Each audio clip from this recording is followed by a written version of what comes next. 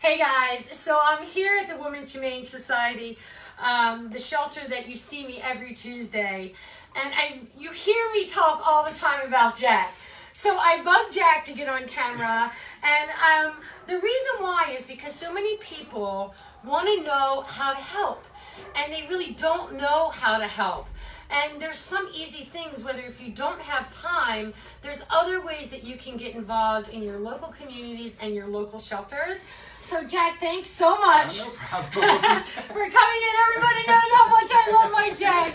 He makes it so nice, and I feel like that this is a second home now every time I come here on Tuesdays. But Jack, what are the different ways that people can get involved if maybe they don't have time, or maybe they're scared to go to the shelter? So one of the things I call it is like kind of like giving love through recycling. So you might go food shopping and you get those big brown bags. Mm-hmm. We can use those to give cats a hiding place. You just graciously also brought us a whole bunch of shoe boxes, which we don't realize. So shoe boxes would obviously be more preferable to shopping bags, but not everybody buys shoes every week. I buy shoes every week. Jack asked me for shoes, and I came in with garbage bags full of shoe boxes. So don't tell anybody about my obsession. But so yeah, hiding spaces are just as important as providing litter for cats. So having those things is really important. So just shoe boxes, brown bags. Also, we use a fair amount of towels and sheets. So if you have like any of those, you're thinking, hey, these are, I'm not going to use them anymore. We could probably use them. That's great.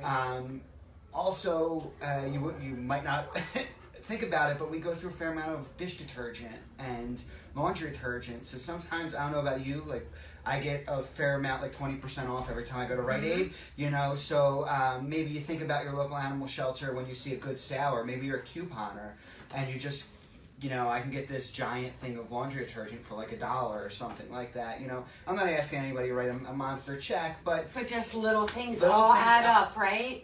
Yeah, because we're, as a nonprofit, it's not like I have dollars to spare. You know, so those things are obviously super helpful. And in some cases, look, if you're already buying shoes for yourself, it doesn't cost you anything extra. You know, you're already buying groceries, the brown bag doesn't cost you extra. It's just, how do you get them here? You know, if you drive or someone brings them up for you. But I think that those are like the easiest ways, because it doesn't really involve a huge emotional commitment. It doesn't really involve a huge financial commitment, but they are absolutely needed. Needed all the time. Yes. So obviously too, if you have the time, I know quite honestly that I didn't know how to get involved and just literally picked up the phone. So some people, you know, are maybe scared to do that, but these types of things that Jack's, you know, suggesting are great for all shelters. So there's shelters in every community. So your dish detergent, your towels, your shoe boxes. Take your shoes out first. But also time, if you have that, is amazing, right? Yeah, if you have time. So what every shelter is different, so I always encourage people to check out the website. And everybody's onboarding. If you wanted to spend your time, everybody's onboarding process is a little different, so you might get an idea of how they onboard volunteers, or what their process is, how long it might take. For us, the application to do it is online. Like, you can't come in without a volunteer application. You have to do it online. So, and then you can also see their wish list. You know, every shelter usually keeps their own Amazon wish list, or wish list of items that they need.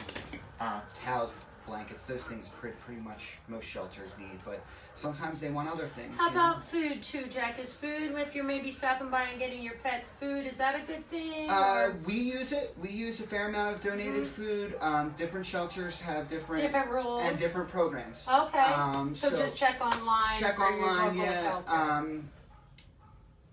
My former shelter, donated food would go into our pet pantry. So some people who might be hitting a rough patch in their lives would have to show up, and they didn't want to surrender their animal, but they definitely needed a bridge until they got themselves, you know, squared away. So it may not go directly to the shelter animals, but it might go to helping keep an animal from going into a shelter. Isn't that amazing? It is. It really is. So guys, here's some really great tips that you can do to get involved.